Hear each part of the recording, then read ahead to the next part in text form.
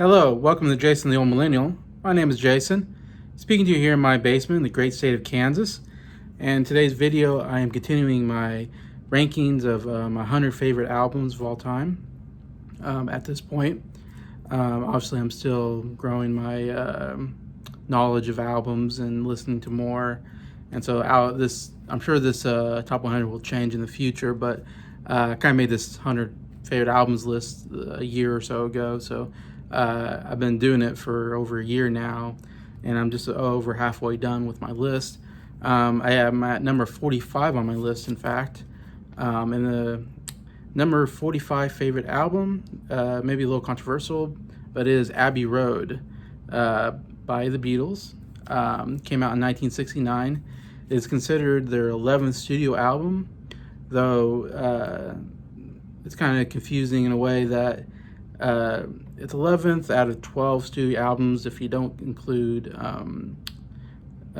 Yellow Submarine, which I don't know. I have a hard time counting that as an album, Beatles album. I don't know if technically it's a Beatles album.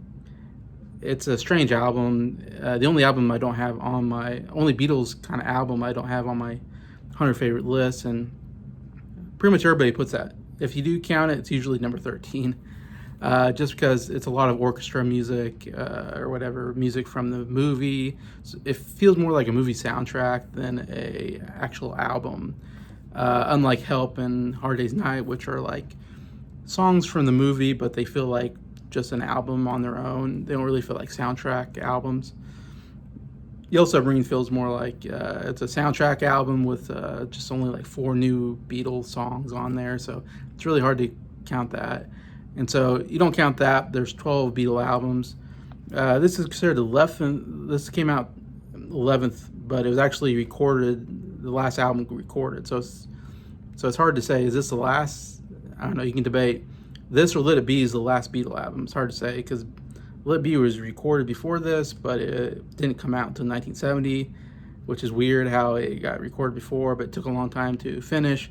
And so they came and did Abbey Road while they were finishing Let It Be, and this actually came out in 1969 before that, and they pretty much broke up right after they made this album, and before even the last album came out, they were pretty much broken up. So we're seeing Beatles at the very end of the Beatles era, in the very end of the 60s, and the Beatles, who were so influential in the 60s, that band's ending, which is it's inevitable, but yet probably pretty sad. I wasn't around at that time. I imagine it was sad to see the Beatles break up. But, when you have such juggernauts as Paul McCartney and John Lennon, it makes sense that they'd go on to do their own solo projects because of how good they are on their own, which they did, and also George did, and had a not as successful solo career, but has a solo career. Ringo even has a solo career, definitely the least successful, though he's made something out of it, which is pretty remarkable. Abbey Road is considered by many Beatle fans as their favorite Beatles album. If not, it's definitely like in the top 2 or 3 albums. Many consider it like maybe even the greatest album of all time, or definitely a top 5 album of all time. So it's probably thinking, why am I having that at number 45? Seems kind of low probably to most people. I'm not as big a fan of this album, even though I am a fan. I have it number 45. I still like the album. Still has some good stuff in it. But I'm not as hyped on it as a lot of Beatle fans or just music fans in general have this so high up. And I'll get into that here in a bit. Just some things about the album itself. It was very popular, of course, as all Beatle albums are. It went 12 times platinum. It's 5th in Rolling Stone's 500 Great Albums, the 2020 list that they just put out, redoing the top 500 albums. This is the highest ranked album the Rolling Stones have of the Beatles. Used to be Sgt. Pepper's Lonely Hearts Club Band. But Abbey Road now seems to overcome it as maybe the best Beatle album by many, like Rolling Stones, and like I said, it's a top 5 album to them. So it had some significance. EMI Studios, they of course did the, I think my favorite Beatles cover is that Abbey Roads, them walking across Abbey Roads, just because it's such an iconic pose that everybody's done a million times. And if you go to London, I've been to London. I have a picture on my wall over here of me walking across Abbey Roads. Everybody loves walking across Abbey Roads. It's just like a must do if you're in London. And so it's such an iconic photo. I love that album photo because of how iconic it is.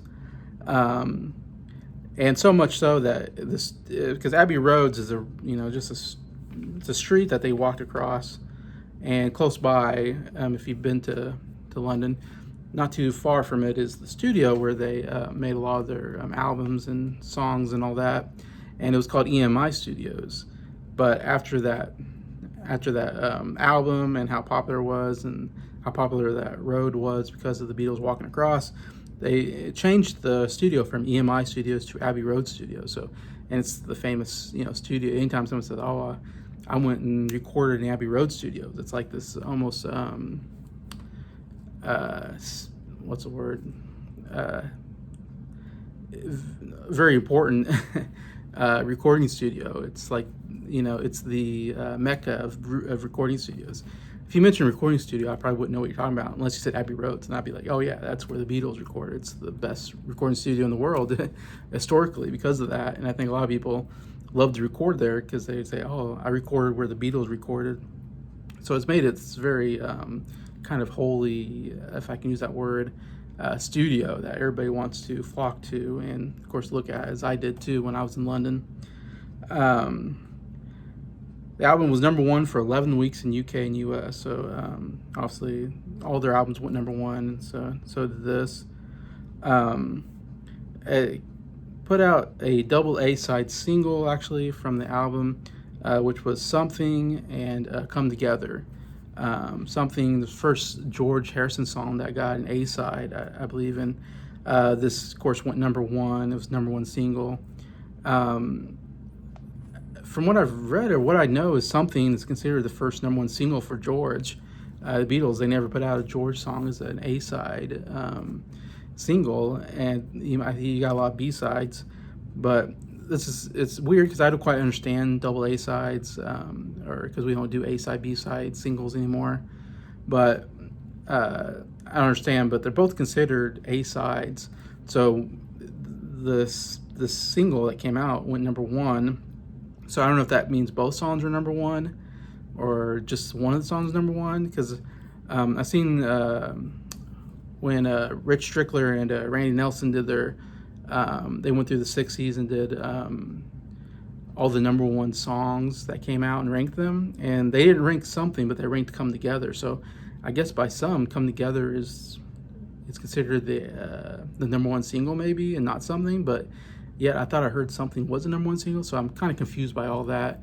As far as I know, it's both of them are #1 singles, Something and Come Together. It's just weird because they do these double A-sides every once in a while, I guess because they think both songs are so good. I don't know why they just don't do a Something A-side and a Come Together A-side and come up with B-sides. I guess that would make it a little less confusing, but anyway, but I still consider Something kind of basically #1 single for George anyways, which is great because it's the greatest song he's written, I think, and performed with the Beatles, as I'll get to my favorite songs on this album. It's an interesting album because the Beatles did the Let It Be album, and they didn't do it with George Martin, and it was kind of a mess of a album in a way that they recorded it. Of course, there's a lot of infighting. George Harrison left the group for a while and then came back, and the whole thing, they had it planned for 2 weeks or something like that. I forget, but then they kept on delay it because they kept having problems, and they went from one studio that they came up with to shoot this documentary, and then they ended up moving it to, I believe, Abbey Road Studios, where they were more comfortable, and that's where they finished the album, Let It Be. And then they ended up doing the rooftop concert, and that happened to be their live concert that they were planning on doing. And anyway, it didn't really go as planned, and there's, like I said, some infighting, and they almost pretty much broke up, it feels like, during making that album and making that documentary. Anyway, George Martin wasn't, he was there, but he wasn't the record producer, which was, he's record producer for all the other Beatle albums. So I feel like George Martin was a little slighted by that, though he didn't show it in the Get Back documentary that came out on Disney Plus last year. But from what I read, it seemed like he wasn't very happy that the Beatles kind of didn't have him do the recording. They went to Glenn Johns, but they didn't like that. And then they went to Phil Spector, and he ended up finishing the album in 1970, but Paul wasn't happy with that either. So no, it didn't seem to go the way they wanted to. So while they were finishing that album, they had a lot of leftover songs while they were making that album that didn't make that album. And so they decided to take some of those leftover songs that they were working on and come up with the Abbey Road album. And they got George Martin to come along, and they want him to produce it. And they kind of wanted to go back to the basics of, okay, we're not going to do documentary. We're just going to do this like we normally do it. We're going to have George Martin produce it like he always does. And I kind of do it almost like an old-fashioned way of recording it to be almost like they didn't want Let It Be to be their last album because of all the problems they had, and they wanted to do one more album to kind of finish on a good note. It felt like that's at least the narrative that I always hear about this album. So kind of interesting. And George Martin agreed to do it as long as they kind of did it the old-fashioned way, I guess, as they say it. And so they came up with Abbey Road's album, and they recorded that and brought that out before Let It Be. Anyway, so it would make a very good last album, to be honest, Abbey Road. That's why I think a lot of people consider this the last album, especially when you have a song called The End, basically ending the album, which basically ends the Beatles' career. It makes a lot of sense. Now, to go into the album itself, like I said, a lot of people love this album. I think the reason I hear people love this album is because the side B, as you'd call it, is this interesting kind of, I don't know if they're the first ones to do it, but kind of inventive way of putting a lot of songs together and making it like a melody, I think you call it, or if that's the right word. But each song's kind of, one song ends and the next song kind of begins, so it almost tries to play as almost like one song, one continuous song in a way, with different parts. It's kind of the idea. So it was, a creative idea to do. They had a lot of unfinished songs, so they said, well, we got these kind of unfinished songs, let's just kind of slice them together and have them kind of some kind of flow with all the songs. And it kind of ends with the end, basically, the song The End, and kind of is a good cap to that side. A lot of people love that melody, or not melody, that whole side of how it works and how it flows, I guess. And that seems to be the reason why most put this as like their favorite Beatle album and one of the best Beatle albums, or one of the best albums of all time. And I understand that. I guess I'm not as big on that. I don't really care for that whole B-side. I think it's a bunch of unfinished songs that are just either not very good or okay. And even put together, I'm just like, it's just an okay, just a lot of okay songs, I guess. None of them really stand out to me as much, I guess, to others. I know Adam from What the Gym, I think he said this is his favorite Beatles album, and maybe his favorite album of all time. So I'm sure you'll disagree with me here, because he likes this. I like Abbey Road, I just don't like as much as other people, I guess, Beatle fans and music fans. I know he said that his favorite song is Golden Slumbers, Carry That Weight, and The End, kind of those three songs put together. If you put those three as one song, that's like his favorite song. And it's like, yeah, that's not a bad song. I like Golden Slumbers and Carry That Weight are decent songs. They still feel unfinished to me. And The End is okay. It's just like a basic jam where they're just jamming on guitars and drums and doing solos. And then it ends with a really great ending with the piano and in the end of, that part. It's very beautiful. I love that part. That's the best part of the song. Anyway, so yeah, those are good. I like The Sun King is, decent. She came through the bathroom window is fine. All that stuff, yeah, I'm forgetting all of them, but then you got stuff like Mean Mr. Mustard and Polythene Pam, which I just don't care for at all. And they're very short songs, but like when you listen to them, it's like, to me, it's the bottom of the barrel of the Beatles. A lot of those kind of songs mixed in together. Anyway, so I don't know. I'm just not as crazy about that. Um, I will say this album, way I have it up here at number 45, is really based on. There are three songs I absolutely love on this album. I mean, they are the three of the best Beatles songs ever made, put on one album, which is absolutely incredible when you listen to it. And two of them are George Harrison songs. Like George Harrison's best two songs come on one album, which is pretty incredible that he finally. I feel like George Harrison, he started off kind of slow, started to build up, and started, making some pretty good music when he got the Help and Revolver and Rubber Soul. Or Rubber Soul, then Revolver. I thought he was doing really good. He was really progressing. He was making music just about as good as Lennon McCartney. And then he kind of fell off with Sgt. Pepper's and Magical Mystery Tour. He was not really producing. In the White Album, he does have one song, While My Guitar Gently Weeps is a really great song. But that's like the only really great song in that period of time. I feel like he kind of fell off and really struggled to really write a really good song. And then Abbey Roads comes out, and he comes out with two bangers, as if I can quote Trey Holmes, two banger songs, Something and Here Comes the Sun. I mean, absolutely amazing music and great guitar work and yeah, just some of the best Beatles stuff we've ever had. And it's like, man, I want more of that George Harrison. And those kind of songs are just absolutely amazing. So you got those two, and then you got Come Together, I think is an absolutely amazing song. One of my favorite John Lennon songs, one of my favorite rock songs, I would say.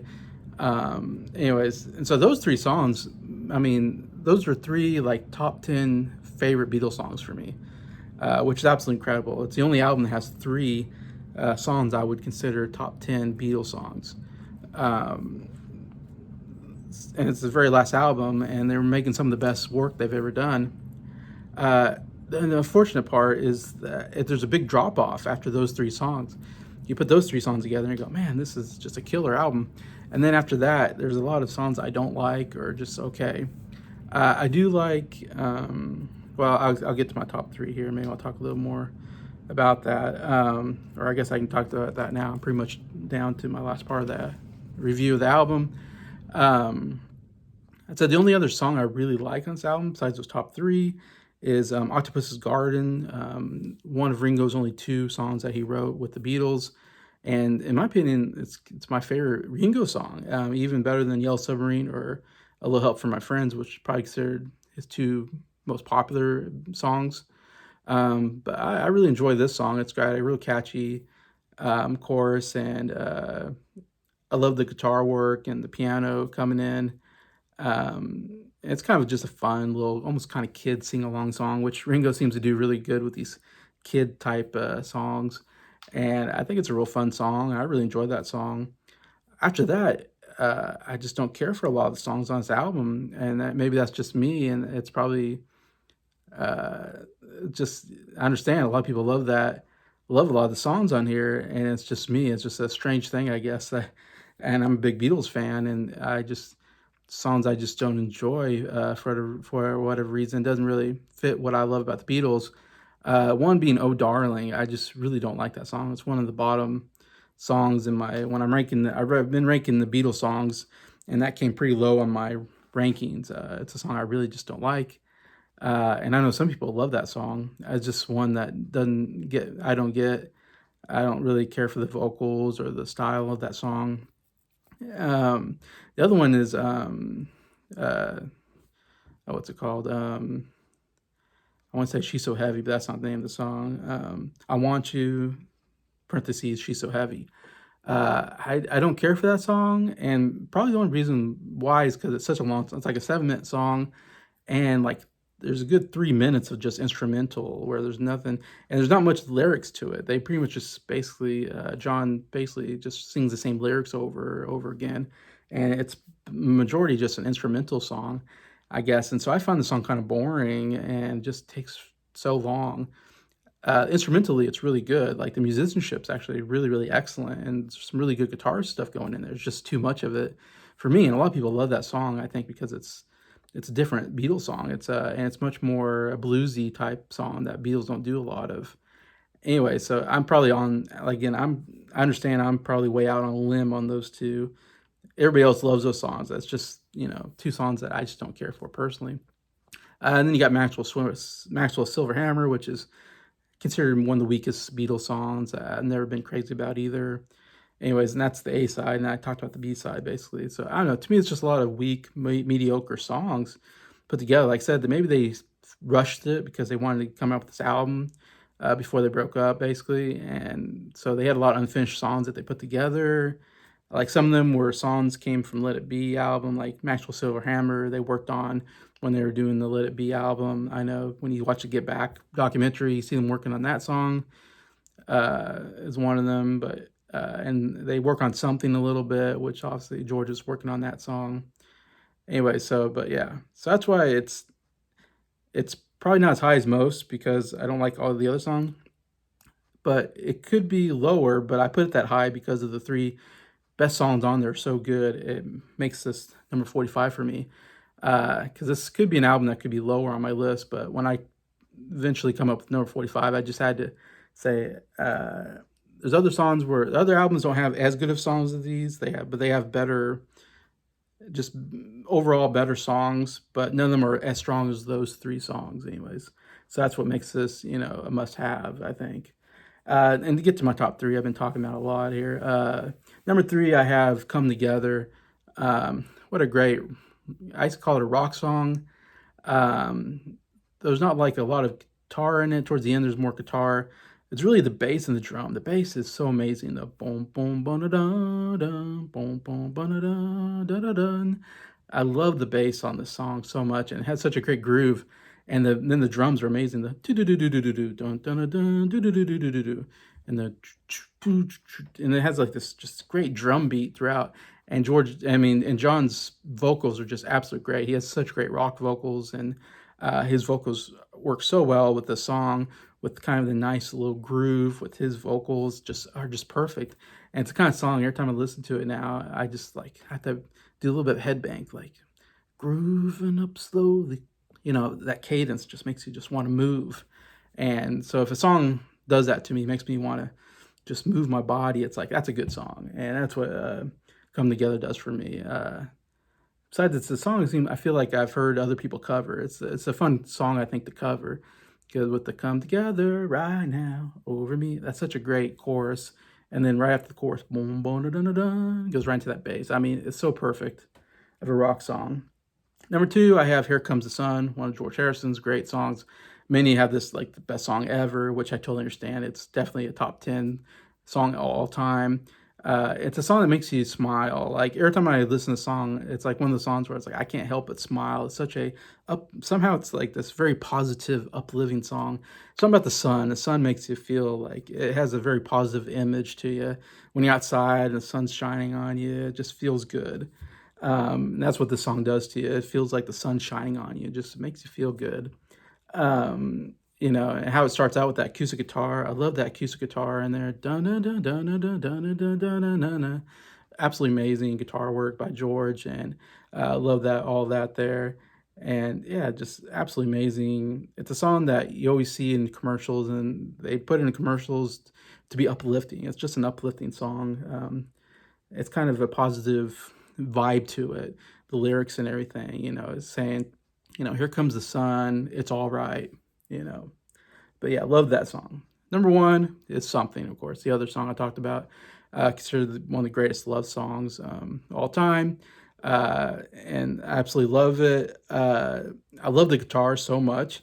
And I love that it's like, if I'd say one of my top 10 favorite guitar solos, it'd be from Something, even though it's not like, Led Zeppelin or a Who or, it's not that kind of a solo or Jimi Hendrix, it's not a rocking shredder song solo, but it's a slow solo, but it's so beautiful. The dun dun dun dun, just dun dun dun dun dun dun dun dun dun. I don't know, it's just absolutely beautiful solo. And it's not fast, it's a slow one, but just I don't know, it's the tone of the guitar, and it's just the notes that he's hitting. It's just absolutely amazing.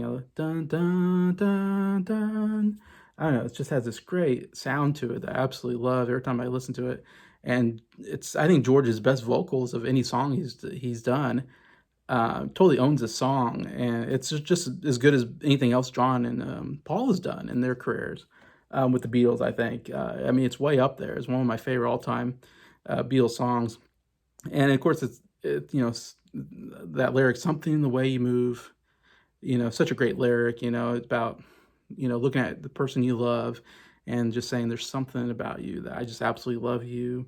And it's kind of simple, but just great and perfect. And again, just a song that just has such a positive sound to it, and just works perfectly for me. It's one of my favorite Beatles songs of all time, and my favorite George Harrison song of all time for sure. So that's my top song here, Something. Uh, Anyways, and I guess I'll conclude my review of Abbey Road's it's an album I've listened to a hundred times. I love the Beatles, and just not as big on this one as others, but still a great album and a must listen to.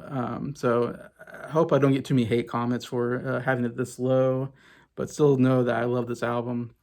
And so, yeah, comment what you think. I know Adam, I know Glenn Calloway maybe, and Rich might tell me that I'm wrong, that this is a much better album. And I totally understand. If someone has this really high up, I get it. It's the Beatles. It's some great stuff here. So yeah, I'm not against that. But yeah, feel free to comment. What do you think about Abbey Road? Why you like it so much? And just thank you for watching this video and for liking it. Thank you to all my subscribers for supporting the channel. I really appreciate you, and have a good day.